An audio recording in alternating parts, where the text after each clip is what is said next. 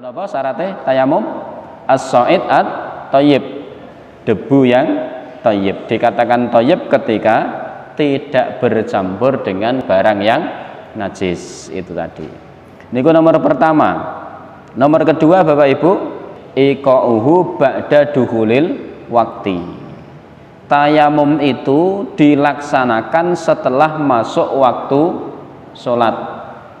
Kemudian yang ketiga Bapak Ibu, yang ketiga adalah tolabul ma'i, mencari air. Ketika dia belum mencari, maka dia belum dikatakan tidak mendapatkan.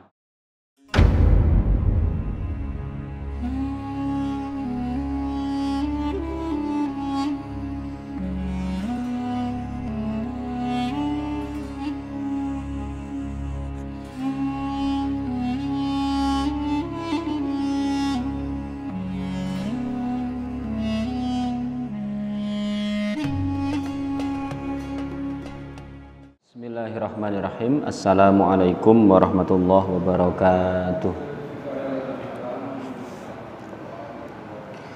Alhamdulillah wassalatu wassalamu ala rasulillah wa ala alihi wa sahbihi wa man tabi'ah bi ihsan ila yaumil qiyamah. Ya ayyuhalladzina amanu taqullaha haqqa tuqatih wa la tamutunna illa wa antum muslimun. Rabbi syrah li sadri wa yassir li amri wahlul 'uqdatam min lisani yafqahu qawli, amma ba'du.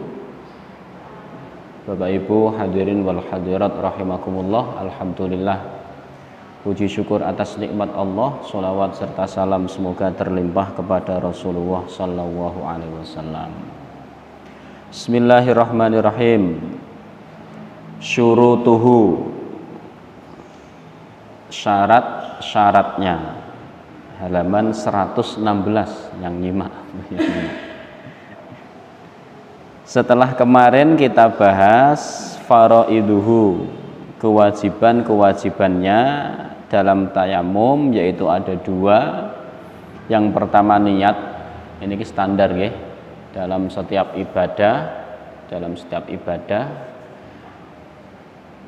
Yang membedakan antara rutinitas dan ibadah adalah terletak pada niat.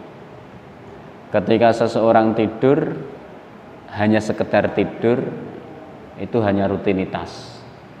Tetapi ketika dia tidur, diniatkan untuk ibadah, maka itu akan menjadi ibadah.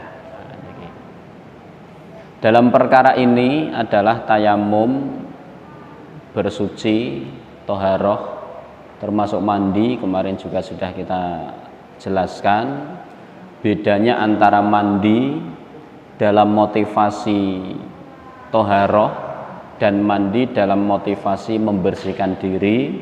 Bedanya terletak pada niat. Meskipun dan syaratnya sama, mandi janabat dan mandi biasa sama-sama basah, keramasnya sama. Tetapi yang membedakan kapan mandi dengan keramas yang membasahi seluruh tubuh itu mensucikan hadas berupa junub, dan kapan tidak mensucikan hadas terletak pada niatnya. Sama-sama mandi, sama-sama basah seluruh tubuh.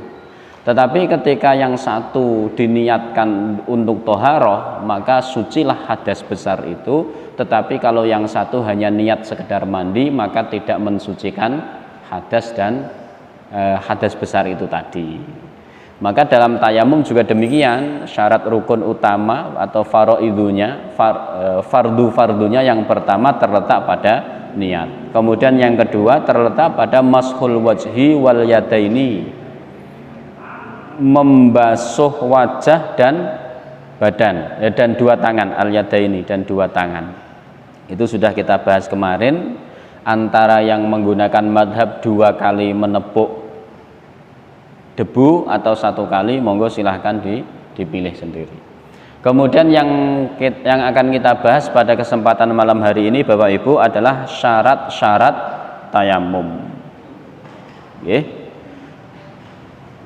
Tushtaratu syurutun lisihhatit tayammumi, tustaratu disyaratkan, syurutun beberapa syarat, lisihhatit tayammumi untuk sahnya tayamum. Ahammuha yang terpenting, salah satun ada 3. Ada al-asbabis sabiqah, selain sebab-sebab yang lampau. Wahia yaitu yang pertama as-sa'idu at-tayyibu, debu yang tayyib.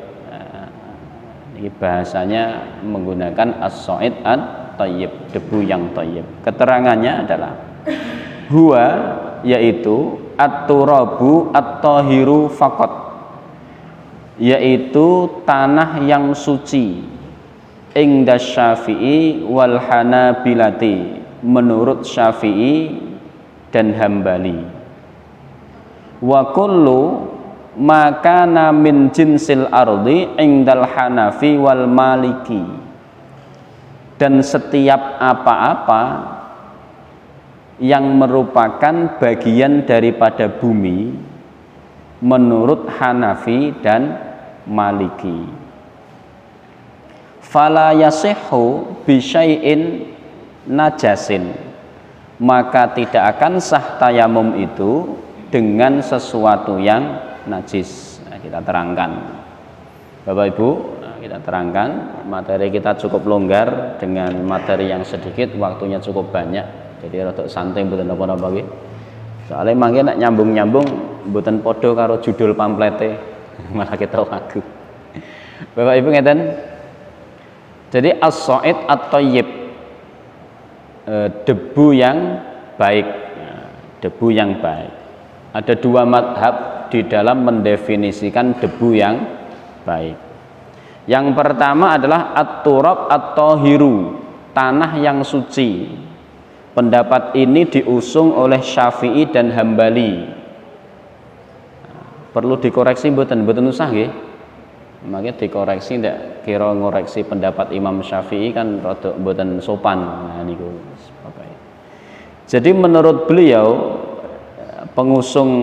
menurut beliau yaitu madhab Syafi'i dan Hambali, yang dimaksud as-sa'id at-thayyib adalah at-turab at-tahir, tanah yang suci. Sedangkan kemarin sempat kita kaji dalam hadis bahwa ju'ilat liyal ardo tahuron, dijadikan setiap bumi adalah bersih suci. Jadi ketoke mboten pakai istilah debu mustakmal, mboten istilah debu mustakmal, debu wis kanggo, mboten nggih. Maka definisi ini cukup sulit karena sendirinya kita juga tidak bisa membedakan mana debu yang suci, mana yang tidak suci, dan belum ada kriteria debu yang suci itu bagaimana. Tapi dalam kitab ini diterangkan demikian, sehingga nanti kita butuh informasi dari kitab lain. Kalau tidak salah, beberapa kali kami baca kitab tentang tayamum, yang dimaksud debu yang suci adalah debu murni yang tidak tercampur dengan kotoran-kotoran yang kering. Kotoran kucing misalnya nggih. Kalau sudah lama kan lapuk. Kalau kemudian sudah lapuk dia akan hancur. Nah, makanya yang dimaksud debu yang suci yaitu tadi debu yang tidak tercampur dengan barang yang najis. Yang paling riskan adalah kotoran kucing. Nyambung Bapak Ibu nggih, paham nggih? Dan itu yang dimaksud dengan debu yang suci. Nah, sedangkan tadi pertanyaan kita, bagaimana cara kita memilih wong napa wujude padha? Maka sederhana, jangan atau menghindari potensi-potensi ada tai kucingnya. Nah niku wow. Mulane aman dari mana? Aman ya ngambil debu-debu partikel kecil dari tembok, dari ventilasi, dari jendela, dari apa-apa yang bersih, ya, dari apa-apa yang berpotensi ada debunya tapi bersih. Niku menurut madhab sinten? Syafi'i dan Hambali. Sedangkan menurut Hanafi dan Maliki, ya, yaitu kullu makana min jinsil ardi, setiap apa-apa yang sejenis bersumber dari jenis bumi. Niki menurut Hanafi dan Maliki. Jadi yang dimaksud so'id atau yib adalah setiap apa-apa yang bersumber dari bumi secara langsung, bebatuan, kerikil, termasuk semen, pasir, apa malih, dan berbagai macam hal yang sumbernya langsung dari bumi. Artinya kita tidak boleh bertayamum dari debu yang tidak bersumber dari bumi. Napa kira-kira? Itu debu, tepung gandum, tepung beras, dan berbagai macam hal yang mendebu. Pas bahasa mendebu itu pas betul.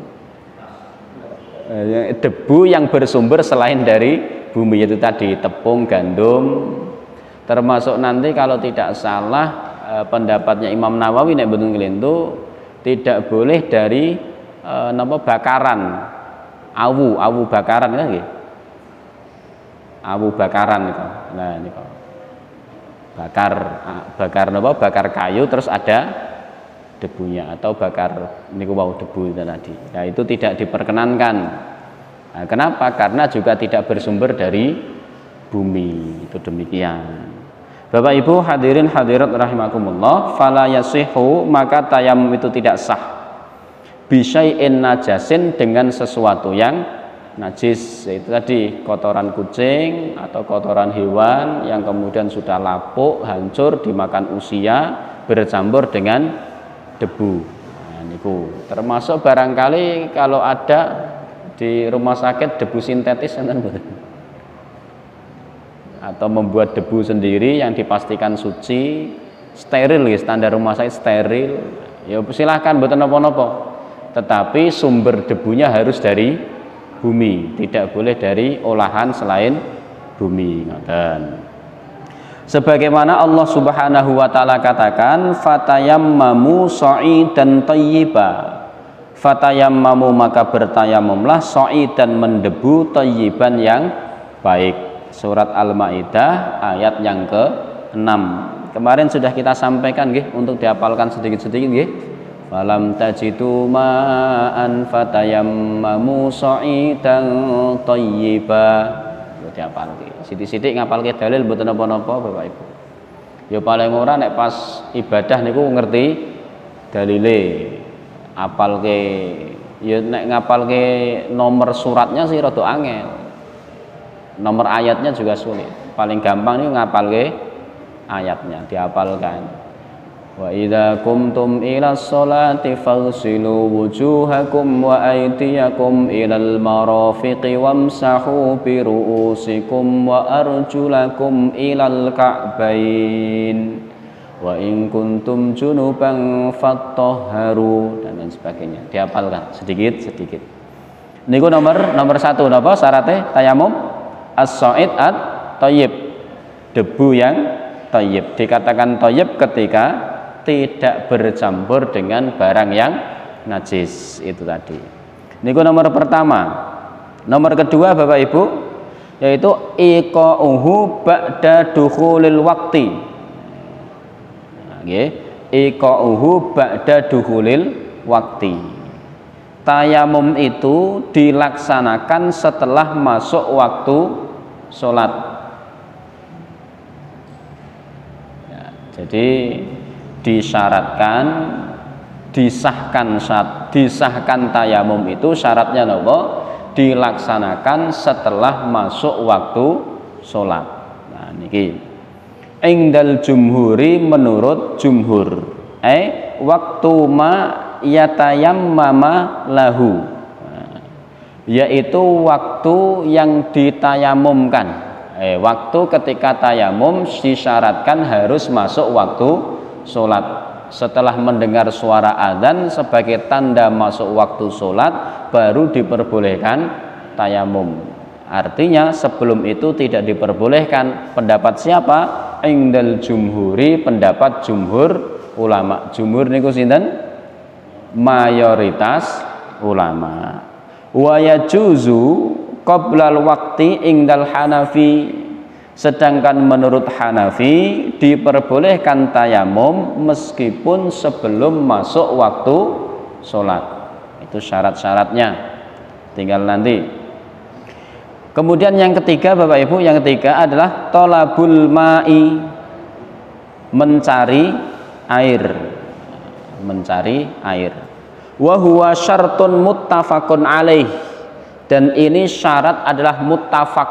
Muttafaq niku apa? Sepakat, setuju. Setuju. Jadi semua ulama setuju bahwa syarat sah tayamum adalah mencari air. Nah, di sini dikatakan ittifaq, muttafaq alaih, berbeda dengan nomor 1, nomor 2. Nomor 1, nomor 2 masih ada ikhtilaf pendapat tentang perbedaan apa itu so'idun thayyibun dan apa itu tentang iqa'u ba'da dukhulil waktu, yaitu tayamum setelah masuk waktu. Kalau di dalam poin yang ketiga ini rata-rata ittifaq. Kenapa? Karena dalam konteks dalil, dalam teks dalil yang kita diperintahkan untuk tayamum adalah falam tajidu ma'an, dan engkau tidak mendapatkan air. Nah, kata-kata tidak mendapatkan muncul bagi orang yang mencari. Nah, ketika dia belum mencari, maka dia belum dikatakan tidak mendapatkan. Maka bahasa yang dipakai adalah tolabul ma, mencari air. Nek cara Indonesia niku napa nggih? Tidak ada air. Ngoten nggih? Leres. Niki rada main bahasa sithik kita iki. Niki. Nggih, sekedar. Oke, matur suwun. Siap. Bon ngoten nggih Bapak Ibu. Jadi rada dolanan bahasa niku karena termasuk salah satu syarat rukun menjadi ulama, khususnya adalah ulama fikih yang punya kapabilitas di dalam berijtihad, itu adalah memahami lafadz. Ngertos nggih memahami lafadz nggih? Tidak hanya memahami teksnya, tapi memahami lafadznya. Nah, niki. Nah, termasuk niki bagaimana kita memahami lafadz falam tajidu, dan kalian tidak mendapatkan. Dibahasakan kita dalam bahasa keseharian tidak ada air. Beda napa sami? Kira-kira? Ayo beda napa sami? Beda nggih? Nah, bedanya di mana? Kalau falam tajidu ada syarat-syaratnya apa? Mencari. Tapi kalau dibahasakan tidak ada air, ya niku ketoke mboten syarat kudu goleki nggih. Pokoke ora weruh, ora ana. Nah, tidak ada niku sebelum napa mencari atau tidak. Lah niku tadi. Maka di sini dikatakan syarat sah daripada tayamum adalah tolabul ma, setelah mencari air. Artinya bukan serta-merta tidak ada air di masjid mboten goleki terus napa tidak ada air. Ngoten. Min mantayakona min astagfirullahaladzim nggih. Fala budda minat taikini au ghalabatidh dhanni bi adami wujudil ma. Maka diharuskan yakin, ya nggih. Diharuskan apa? Yakin. Nah, untuk menguatkan keyakinan kita butuh observasi. Lah observasinya itu dengan mencari air. Nah, itu namanya adalah keyakinan. Dan keyakinan itu butuh dibangun. Nah, pembangunan keyakinan itulah yang kemudian menjadikan kita harus mencari air. Mencari air, kemudian setelah mencari air yakin dulu, yakin tidak ada air. Au ghalabatidh dhanni bi adami wujudil ma, atau ghalabatul dhon. Ghalabatul dhon niku ya rada goleki, ya rada mboten. Nek cara bahasa fikih niku semacam dalil. Nggih, niki rada napa? Rada nerangke sithik. Dalil itu ada 3. Dalil niku ada 3, tapi metodologi pendalilan nanti ada 4. 3 dalil itu apa? 3 dalil itu yang pertama adalah Al-Qur'an, kemudian yang kedua adalah hadis, yang ketiga adalah akal. Ini harus kita catat ya. Jangan 2. Nek 2 ora ketemu.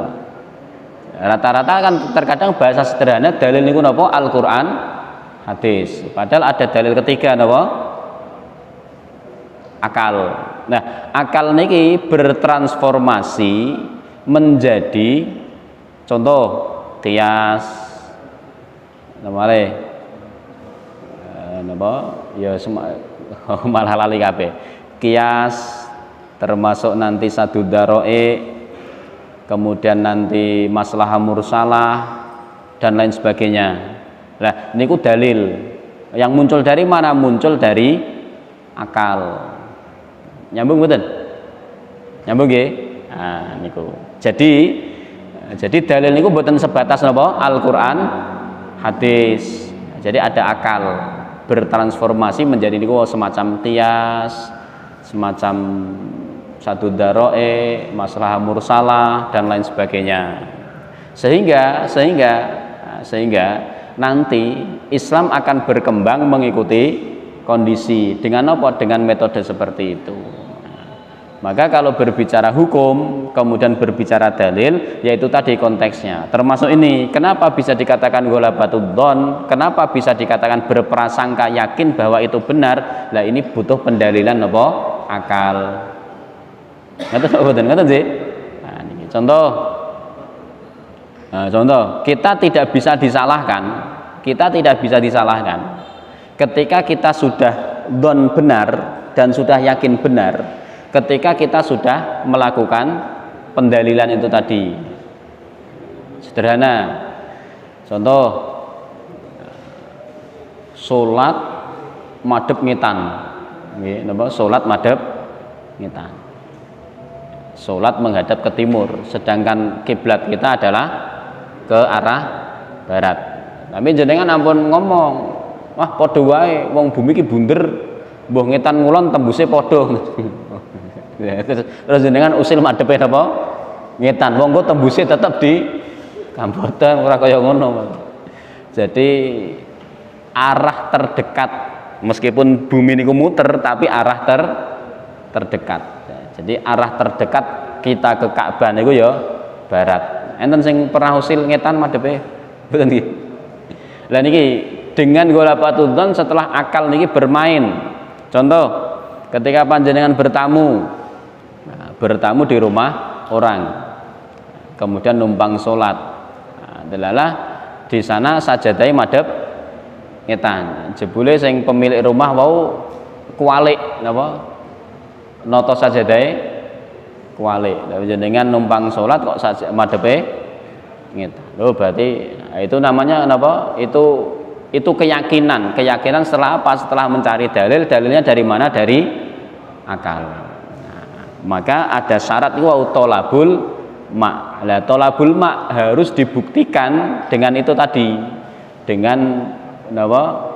Mencari air. Kemudian setelah mencari air kita akan mendapatkan keyakinan. Nah, kalau sudah muncul keyakinan itu sudah tidak bisa disalahkan. Kenapa? Karena mabuniya ala yakinin fahuwa yakin.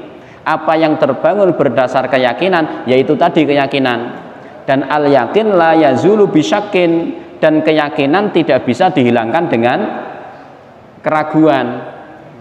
Maka ragu-ragu niku harus dihilangkan. Contoh apa? Ketika seorang sholat, metode ini rada beda mungkin nggih, rada beda. Ketika orang sholat 4 rakaat, sedangkan dia yakinnya masih 3, yakinnya masih 3. Atau orang yang sholat isya 3 rakaat sudah yakin 4. Nek cara fikih gampang, dicari bilangan terkecil. Ngoten nggih cara fikih nggih. Dicari bilangan terkecil, maka kita yakinnya terkecil. Kalau kita ragu sudah 3 atau 4, diambil terkecil 3. Tapi dalam perkara keyakinan seperti ini kita ambil yakin dulu, yakin enggak? Oh yakin saya 4, ya sudah. Ada orang sudah sholat 4 rakaat yakinnya 3, ya sudah 3. Akhirnya lanjut, imamnya ngeyel Allahu Akbar, waya tahiyat, waya salam, sholat maghrib kan ini. Tahiyat akhir malah ngadeg. Sak masjid wis ngomong subhanallah, bingung. Lah dia yakinnya napa? 3, saya masih 3. Jamaah yakinnya 4. Yo wis jalankan saja keyakinanmu, tunggu mawon. Nah niki nunggu napa? Nunggu imam salam. Kenapa? Karena ndak boleh salam sebelum imam salam. Nah, ini catat nek salat jamaah niku ndak boleh salam sebelum imam salam. Makanya keafdolan bagi seorang musafir yang jamak pakai qashar niku tidak diperkenankan untuk berimam dengan imam mukim yang itmam, yang sempurna sholatnya. Lah kenapa? Kalau dia konsisten dengan kosornya, dia harus kosor. Nah, sholat apa? Misalnya sholat duhur, dia sudah konsisten berangkat dari rumah, bismillah niat jamak kosor, ya sudah ketika masuk masjid dia sholat sendiri. Tapi ora terus neng buri, maksudnya nunggu imam selesai kok pripun nonton lah. Lah kenapa demikian? Kalau dia komitmen dengan kosornya, ketika dia bermakmum dengan imam yang genap 4 rakaat, dia harus nunggu. Nunggu imam takbir Allahu Akbar, dia duduk nunggu. Tapi kita rada aneh, angel. Angel. Nah, penaknya ya musafir kono salat dhewe sing itmam sing genep sholat sendiri, tapi tidak diperkenankan dalam satu waktu. Nunggu napa imame rampung baru sholat. Nyambung nggih? Mangke bab sholat kita bahas. Ngoten. Bapak Ibu yang dirahmati Allah, maka dalam perkara tayamum untuk menguatkan keyakinan kita bahwa falam tajidu ma'an, syaratnya napa? Harus mencari air. Nah, mencari air atau sekedar yakin. Lah yakin itu bisa didukung dengan apa? Dengan menggali informasi, tanya, aku rung goleki tapi wis takon, Pak ono banyu apa ora? Ora ono. Padahal belum nyari tapi sudah bertanya. Boleh ghalabah niku napa? Dominan keyakinan. Lah dalam perkara yakin ini kula panjenengan dalam ibadah harus yakin, karena keyakinan itu akan terbangun. Bapak Ibu hadirin hadirat rahimakumullah, li'annahu la yusamma faqidul ma' illa idza talabal ma'i. Karena sesungguhnya tidak disebut tidak ada air kecuali sebelum mencari. Falam yajidhu, kemudian dia tidak mendapatkan. Maka syarat sah tayamum adalah tidak mendapatkan air setelah mencari.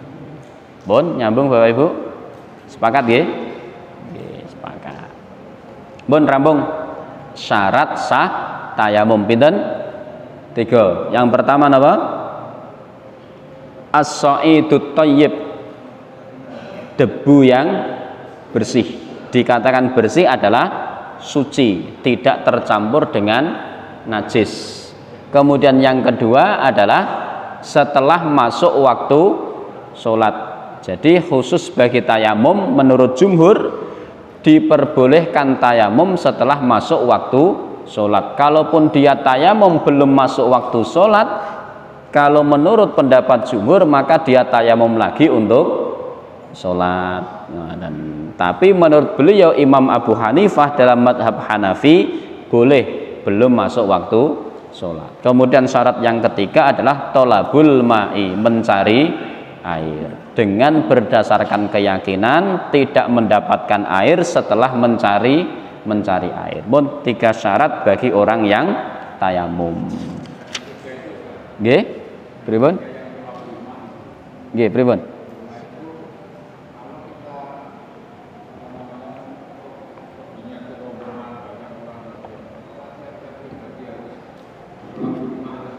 Oh nggih, leres.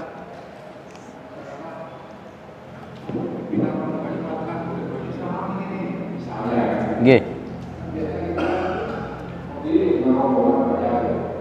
Kalau masing-masing itu berarti harus sholat dulu. leres ya. Secara teori seharusnya setiap orang mencari air. Nah, tetapi kemudian karena dia rombongan, maka yang satu tanya sama yang lain. Nah, niku termasuk nanti ghalabatud dzon.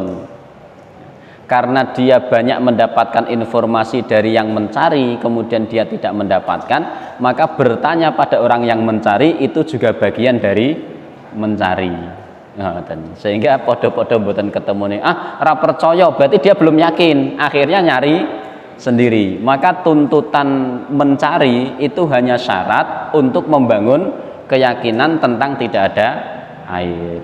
Ngoten sih. Jadi muter ngoten. Pun ngoten? Nggih. Sanesipun ada pertanyaan sebelum dilanjut Bapak Ibu? Mboten?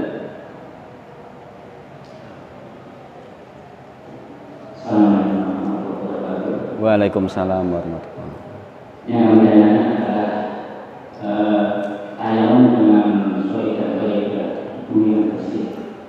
Seandainya ada debu misalnya pasir, apakah perlu tayamum? Pripun? Pasir apakah bisa untuk tayamum? Oh gila.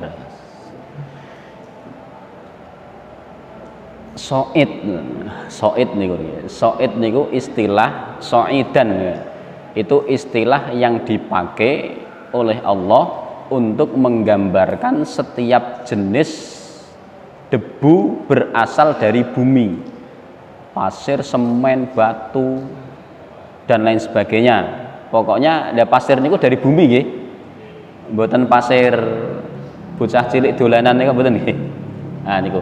Maka pasir boleh selama dia sumbernya dari bumi. Yang tidak boleh dari mana? Dari selain bumi, tepung, gandum, gula pasir dan lain sebagainya. Ngoten. Pun, kamu, nggih, sepakat. Bapak Ibu, cekap enten malih? Mboten nggih?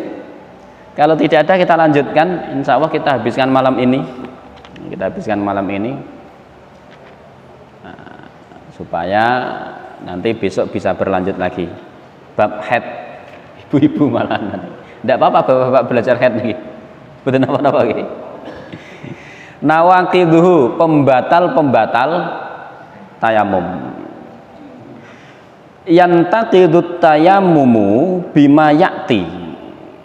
Yantaqidu akan batal at-tayamumu tayamum bima ya'ti dengan perkara-perkara di bawah ini.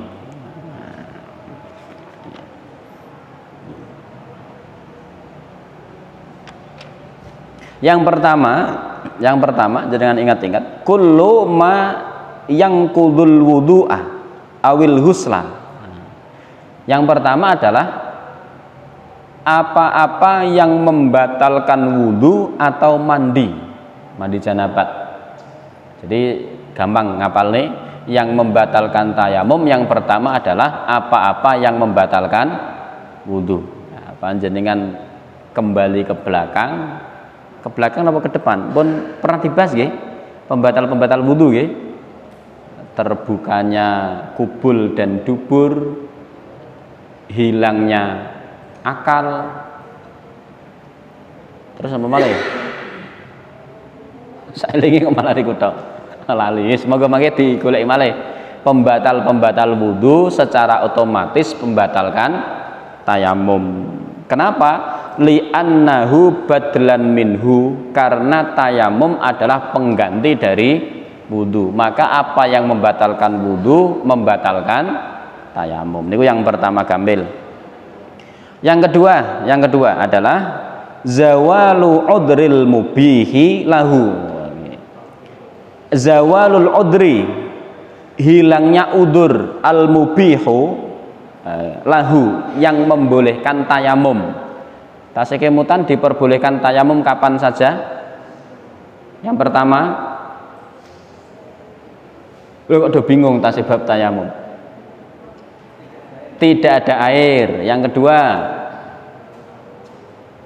tidak bisa menggunakan air. Nah, ini kumpul dua itu toh, tapi nanti disambung-sambung dengan beberapa istilah. Tapi intinya itu toh. Tidak ada air atau tidak bisa menggunakan air karena sakit, karena takut, atau karena apapun yang jelas syarat rukunnya syaratnya Dua itu yang utama itu toh. Nah, orang batal tayamumnya ketika apa? Ketika hilangnya udzur itu tadi. Contoh, kenapa Anda tayamum? Karena tidak ada air. Ya sudah tayamum, sholat, Allahu Akbar, turun hujan, secara otomatis apa? Batal tayamumnya yang mengakibatkan batal sholatnya. Bapak Ibu yang dirahmati Allah, kadhihabil udri, seperti dhihabnya udur, perginya udur, zawalul mardi awil bardi, hilangnya sakit atau hilangnya dingin.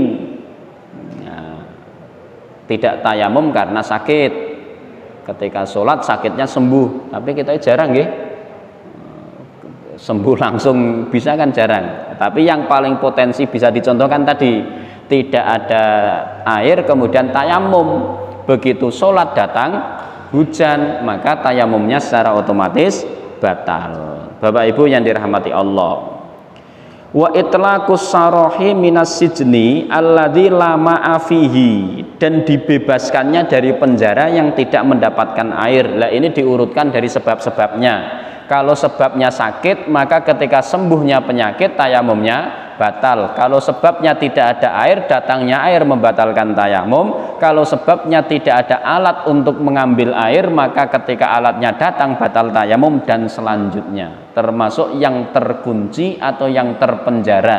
Kemudian tidak ada air, dia tayamum kok kemudian dibebaskan, tayamumnya batal. Nah, tayamum rodok sulit diterangkan. Yang paling mudah diterangkan adalah tayamum untuk mandi janabat.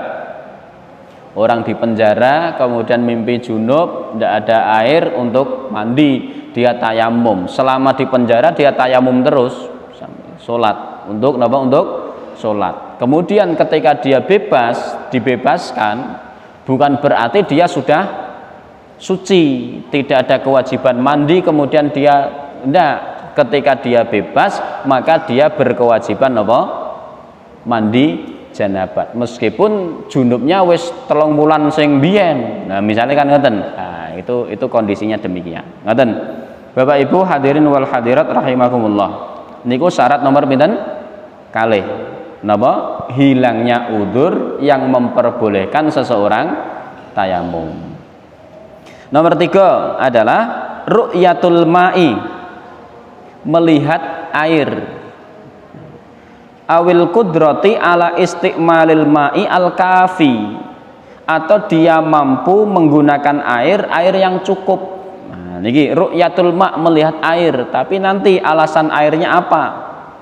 Nah, dibedakan. Kalau yang dilihat air segelas, yang itu satu-satunya untuk buat minum, karena alasan dia tayamum bukan karena air, tapi ada air itu untuk kebutuhan minum, termasuk minum dirinya atau minum hewan ternaknya, dia tidak masalah. Tetapi kalau dia tayamumnya karena tidak ada air, maka dia melihat air niku napa? Batal. Terus pun sholatnya karo merem misalnya kan, karena tidak boleh melihat air. Ngoten.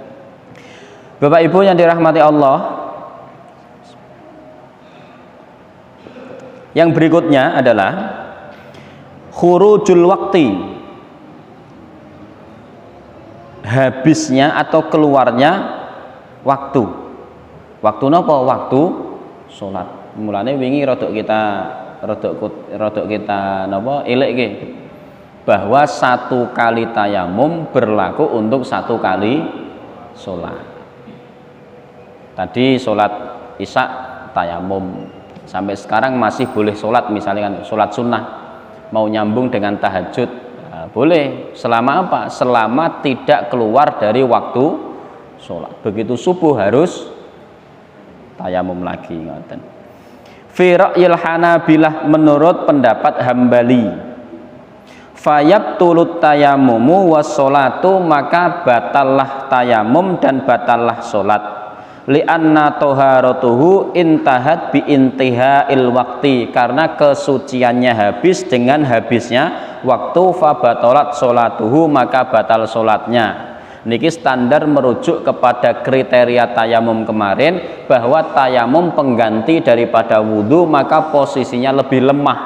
Beberapa pendapat mengatakan tidak boleh untuk 2 kali sholat wajib, beberapa pendapat mengatakan 1 kali sholat, dan beberapa sholat sunnah niku diperbolehkan karena posisinya lemah. Tetapi yang lain mengatakan sama saja. Sebutan apa-apa. Tetapi yang jelas di sini menurut madhab Hambali, batalnya tayamum secara otomatis dengan habisnya waktu sholat. Kita sholat untuk apa? Kita sholat untuk sholat maghrib. Maka dengan habisnya sholat maghrib secara otomatis habis pula tayamum, sehingga perlu mengurang tayamum. Kemudian yang kelima, Bapak Ibu hadirin hadirat rahimakumullah, yang kelima adalah ar-riddatu, yaitu riddah. Riddah niku napa? Murtad. Murtad niku keluar dari Islam. Dibahas mboten? Wangel iki. Wis murtad ngopo ndak salat barang kan ngoten iki. Ar-riddatu adalah murtad, keluar dari Islam. Tubtalu at-tayammumu inda Syafi'i, menurut madhab Syafi'i tayamumnya batal. Kenapa? Karena seorang yang tidak Islam tidak diterima amal ibadahnya. Salah satu syarat diterima ibadah adalah Islam. Dalam setiap kali fikih menyebutkan syarat rukun ibadah, niku pasti disebutkan Islam. Misalnya syarat sah sholat yang pertama Islam, syarat sah haji yang pertama Islam, syarat sah sholat yang pertama Islam, termasuk syarat sah menyembelih yang pertama Islam. Tapi terkadang rodok dibusak siti, tidak disebutkan. Kenapa? Ayo, kenapa? Karena terkadang sudah maklum. Karena saking maklumnya tidak disebutkan. Contoh misalkan jenengan buka buku fikih, syarat sah sholat kok ora ono islame, ki ora pas kitabe. Mboten pas kitabe. Sing nulis pun napa mendominasi pikiran wong Islam mesti paham nek syarat sah sholat niku mesti Islam. Lah kenapa? Wong kafir ndak mungkin sholat. Lho kok ngoten? Lho jare kok ngoten? Wong sing Islam durung karuan sholat apa meneh sing kafir, misalnya mikirin ngoten. Maka syarat sah sholat niku terkadang dihapuskan. Paham nggih? Nah niki. Maka riddah secara otomatis membatalkan tayamumnya. Bapak Ibu yang dirahmati Allah. Lah termasuk nanti syarat sah tayamum yo ning dhuwur kudune ditulis napa? Islam. Ngoten. Kira-kira ngoten lah Bapak Ibu yang dirahmati Allah. Bi khilafil wudu, dengan berbeda dengan wudu.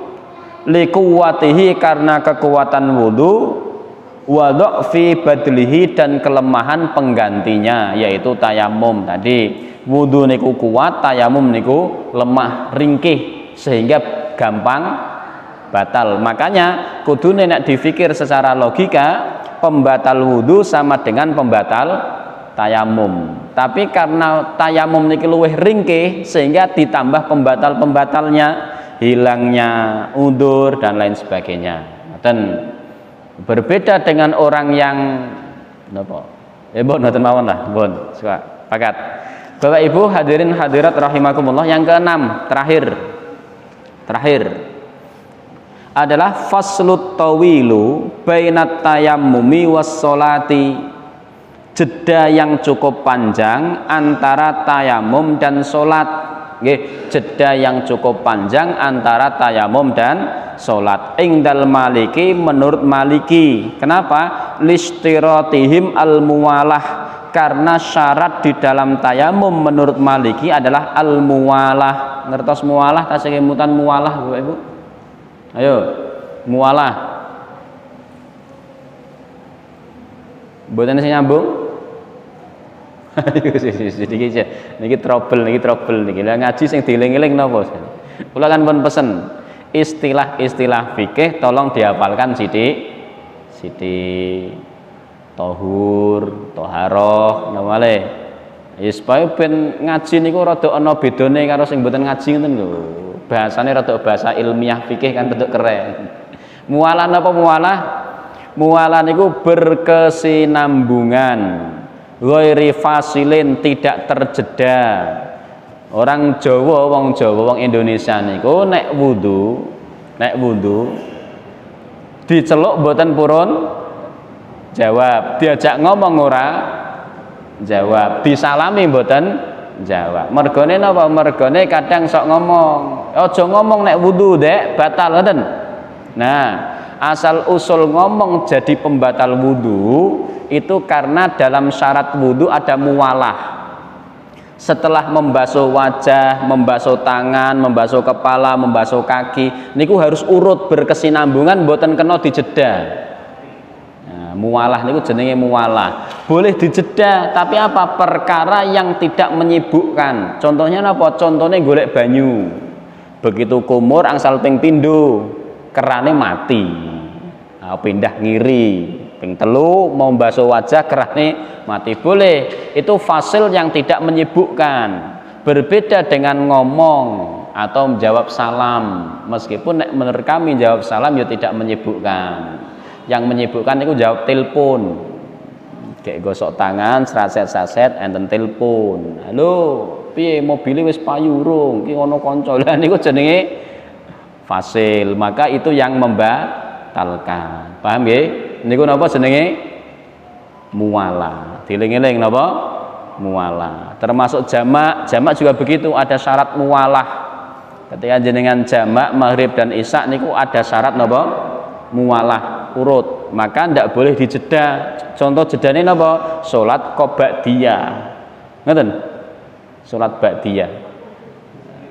Ba'diyah salat maghrib jamak kalih isya, bar maghrib ba'diyah.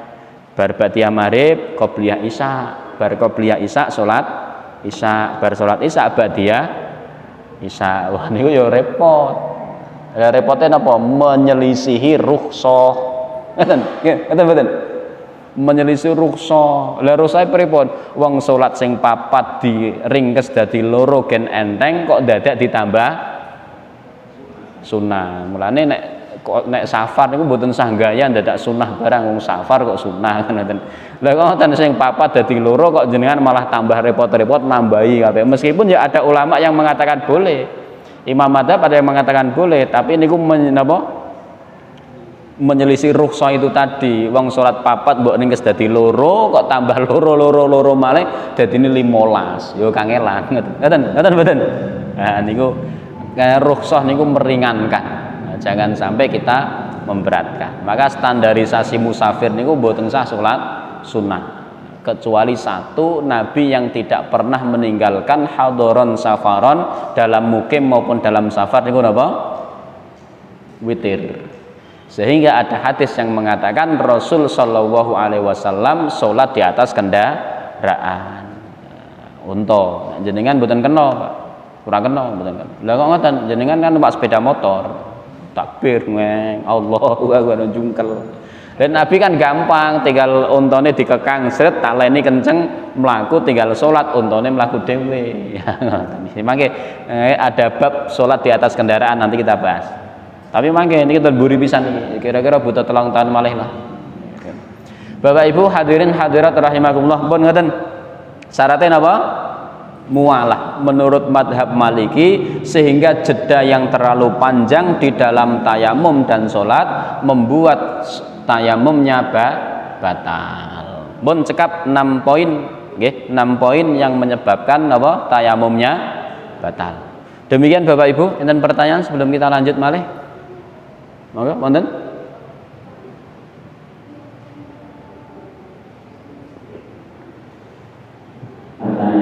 Seperti yang saya tadi bahasanya yang membatalkan tayamum adalah karena ada air.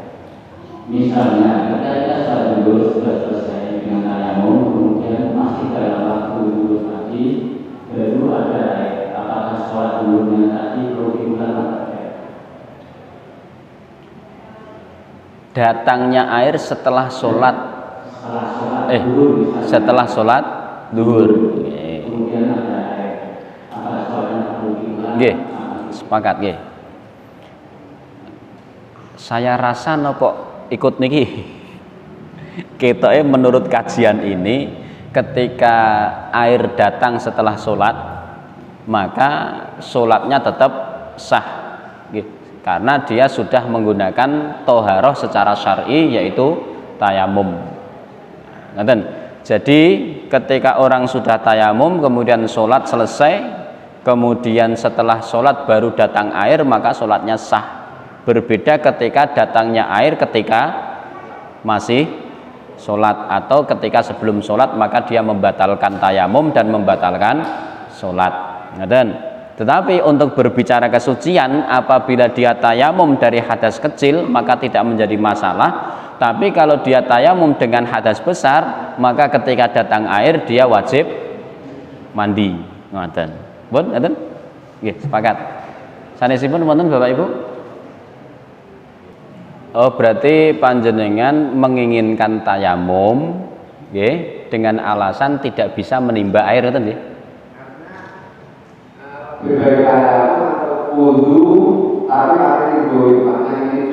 Oh, leres, di laut, nah, sebagaimana hadis, laut itu adalah airnya suci, maka air suci diperbolehkan untuk dipakai bersuci. Maka dalam kondisi seperti itu jelas lebih baik wudu, karena posisinya memang ada air.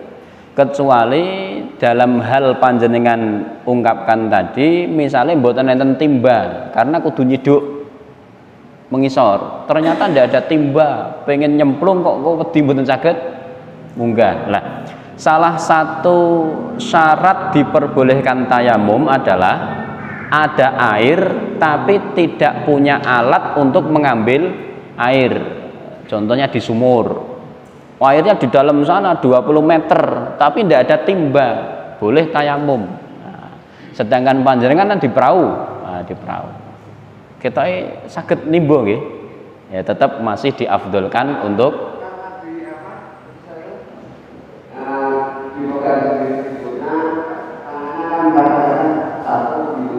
betul apa-apa, tidak masalah Pak, tidak masalah.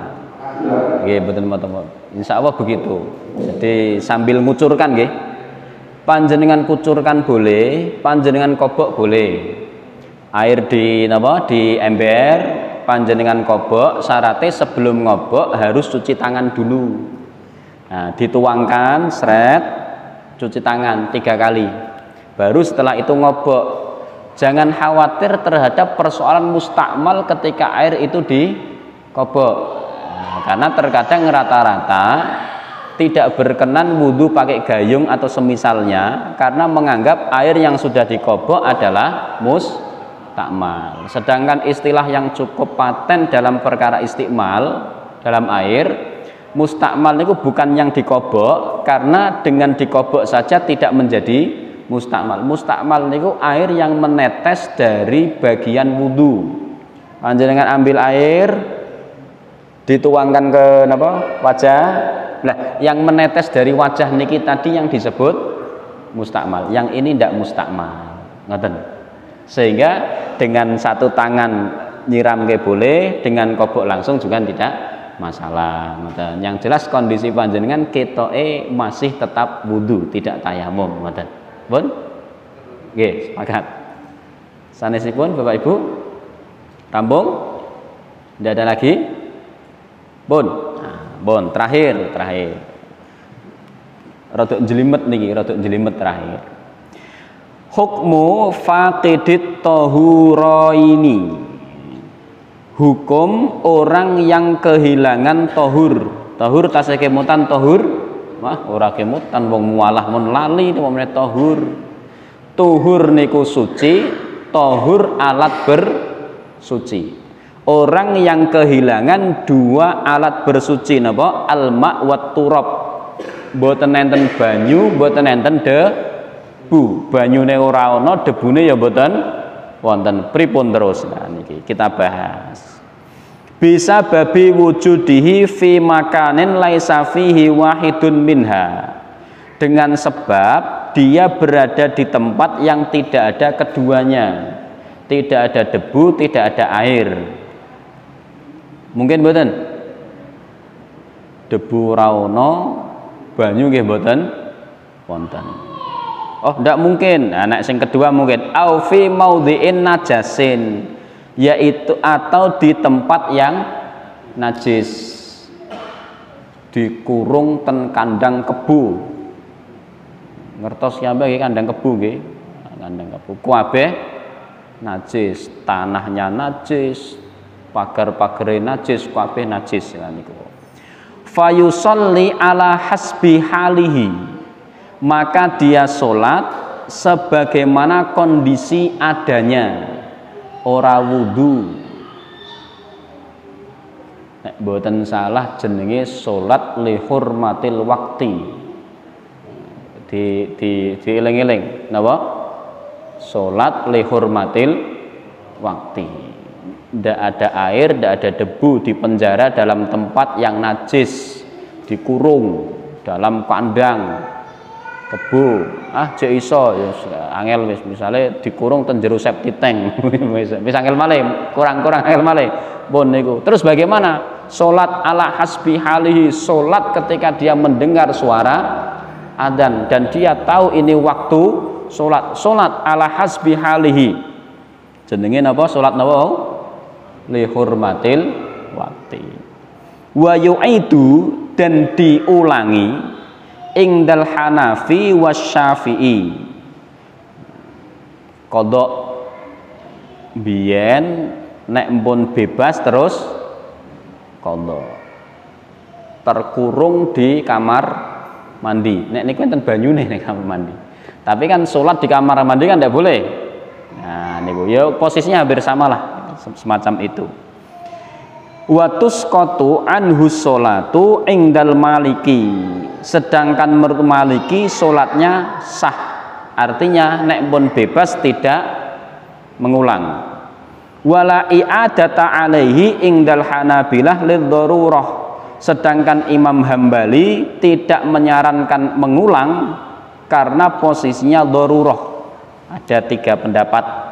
Yang pertama, sholat li hurmatil waqti diulang lagi setelah bebas, pendapat sinten? Hanafi, Syafi'i.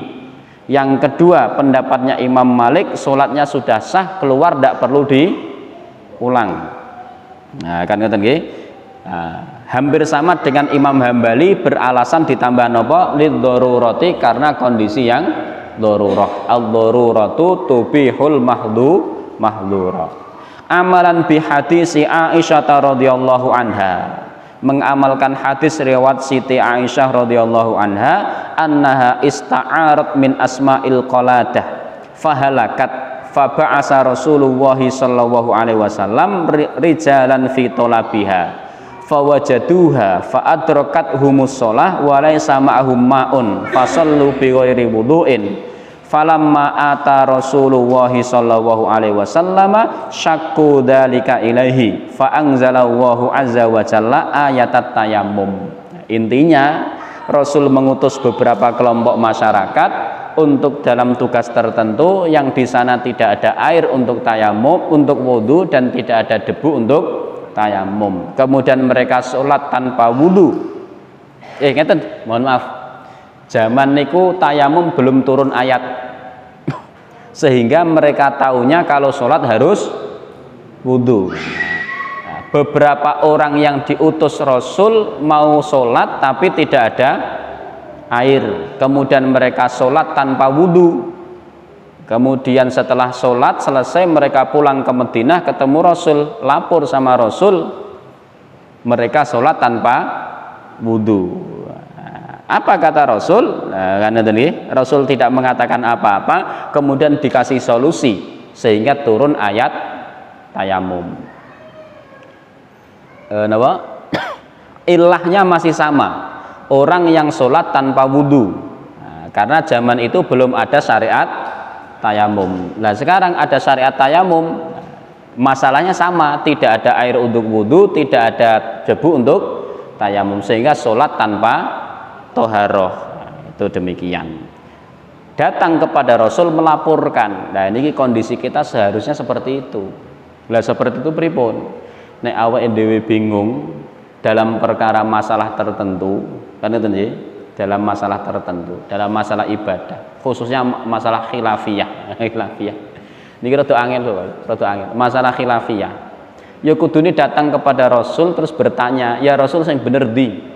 Rasul jawab, "Des, nek niku Rasul masih hidup ngoten." Ya, masalahnya sekarang Rasul tidak lagi hidup bersama kita. Terus bagaimana kita melaporkan kepada Rasul? Rasul tetap menjadi orang yang bertanggung jawab terhadap perselisihan kita hari ini. Makanya Rasul meninggalkan isyarat-isyarat hukum yang kemudian dibuat konsepnya oleh para alim ulama. Sehingga tadi kami sampaikan dalil niku telu, Al-Qur'an, hadis, tunggal malih napa?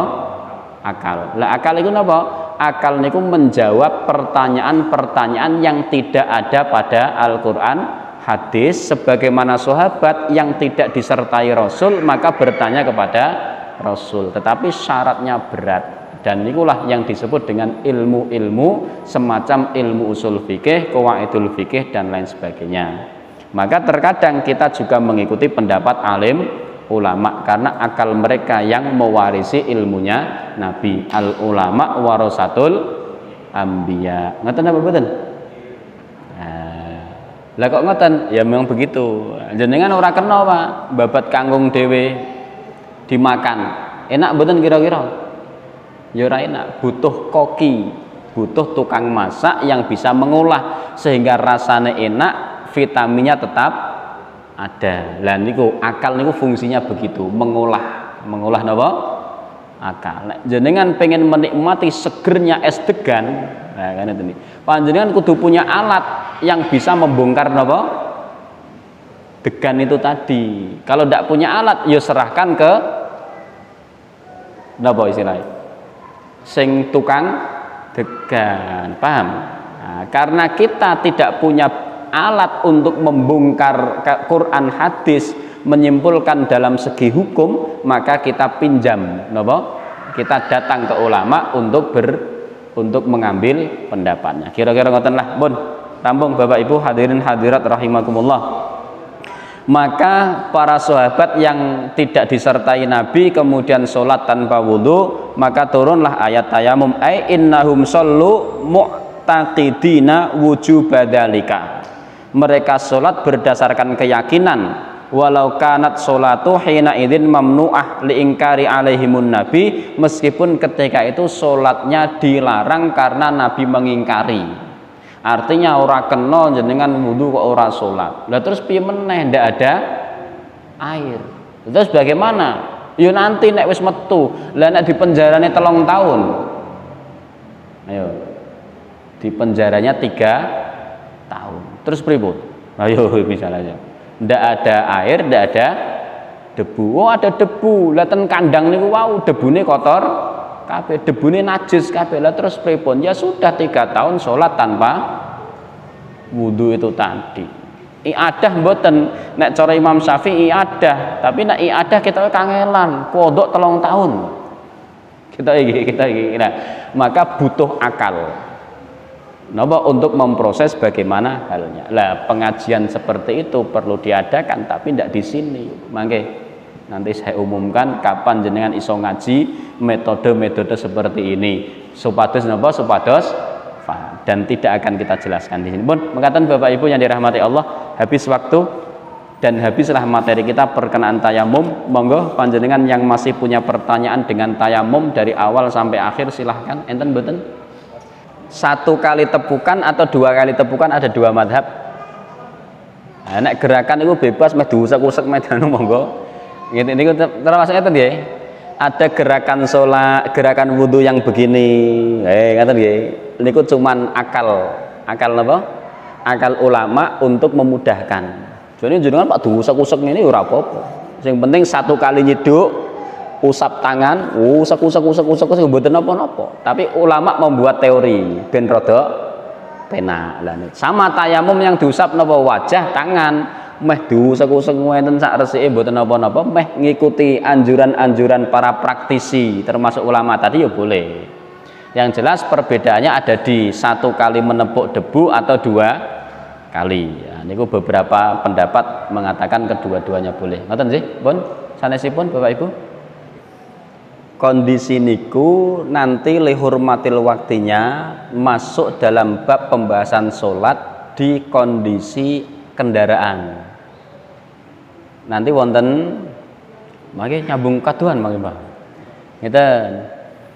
Niki lihurmatil wakti beralasan karena tidak ada toharoh.